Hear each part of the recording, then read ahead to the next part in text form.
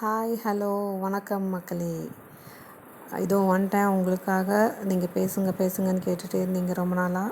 So I'm here for you guys. So இன்றைக்கி நம்ம Deepavali special recipe பார்க்க போகிறோம்.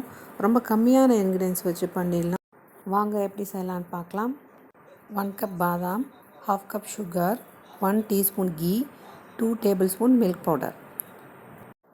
பாதாமோட தோலை உரிக்கிறதுக்காக நம்ம ஒரு பேனில் 1 லிட்டர் தண்ணியில் பாதாமை ஒரு கொதி வந்ததுக்கப்புறம் நீங்கள் ஆஃப் பண்ணிவிட்டு தட்டு வச்சு மூடி ஒரு 30 மினிட்ஸ் விட்டுருங்க. பாதாமை ஸ்ட்ரெயின் பண்ணுங்கள்.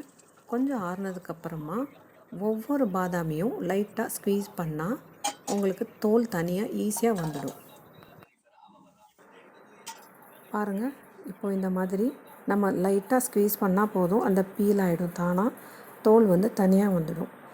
இப்போ இந்த ஈரமாக இருக்கிற பாதாமை நம்ம ஒரு காட்டன் துணியில் போட்டு அந்த ஈரப்பதத்தை நம்ம எடுக்கிறோம். எடுத்ததுக்கப்புறமா கொஞ்சம் ஆற விட்டுட்டு இப்போ நம்ம மிக்ஸி ஜாரில் நம்ம இந்த ஆல்மண்ட்ஸை போட்டு கொஞ்சம் கொரகொரப்பாகவும் இல்லாமல் பவுடராகவும் இல்லாமல் நம்ம அரைச்சி எடுத்துக்க போகிறோம். அப்புறமா ஒரு பேனில் 1/2 கப் வாட்டரை பாயில் பண்ணதுக்கப்புறம் 1/2 கப் சுகரை ஆட் பண்ணி கம்பி பதம் வர வரைக்கும் விடணும். இந்த மாதிரி கம்பி பதம் வர வரைக்கும் விடணும். விட்டதுக்கப்புறமா நம்ம அரைச்சி வச்சுருக்க பாதாம் பவுடரை போட்டு கட்டி இல்லாமல் நல்லா மிக்ஸ் பண்ணி கொடுங்க. கையெடுக்காமல் நல்லா மிக்ஸ் பண்ணி கொடுங்க. ஒரு 2 மினிட்ஸ்லேயே உங்களுக்கு சுகர் சிரப் நல்லா அப்சார்ப் ஆகி இந்த மாதிரி திரண்டு நிற்கும். இந்த டைமில் 2 tablespoon milk powder add பண்ணிக்கோங்க. இது ஆப்ஷனல் தான். இதை நான் ஏன் ஆட் பண்ணுறேன் அப்படின்னா, இந்த பர்ஃபி செய்கிறப்போ உங்களுக்கு நல்ல ஒரு பாண்டிங் வரணும். அதுக்காக அந்த நல்ல ஒரு ஷேப் கொடுக்கும், அதுக்காக டேஸ்ட்டும் நல்லா கொடுக்கும். அதுக்காக நான் மில்க் பவுடர் ஆட் பண்ணிக்கிறேன். அதுக்கப்புறமா 1 டீஸ்பூன் நம்ம நெய் ஊற்றிட்டு நல்லா கிளறி எடுத்துக்கோங்க. எடுத்ததுக்கப்புறமா உங்களுக்கு இதுதான் லாஸ்ட் ஸ்டேஜ். இந்த மாதிரி உங்களுக்கு நல்ல பால் மாதிரி உருட்டுற மாதிரி உங்களுக்கு இந்த கன்சிஸ்டன்சி வந்ததுக்கப்புறம் ஆஃப் பண்ணிவிட்டு ஒரு பார்ச்மெண்ட் பேப்பரில் நம்ம பாதாமை மாற்றிக்க போகிறோம். இதை மாற்றினதுக்கப்புறமா சூடு ஆடுறதுக்குள்ளே நம்ம காய விடாமல் கையெடுக்காமல் இந்த மாதிரி திருப்பி போட்டுகிட்டே இருங்க. உங்களுக்கு சூடு தாங்க முடியும் அப்படின்னா நீங்கள் கை வச்சே கூட பிசையலாம். பிசைஞ்சு இந்த மாதிரி நல்ல மோல்டு ஆகிற வரைக்கும் விட்டதுக்கப்புறமா ஒரு பூரிக்கட்டை வச்சு நம்ம ஒரு 1/2 இன்ச்சு வர வரைக்கும் நல்லா உருட்டிக்க போகிறோம்.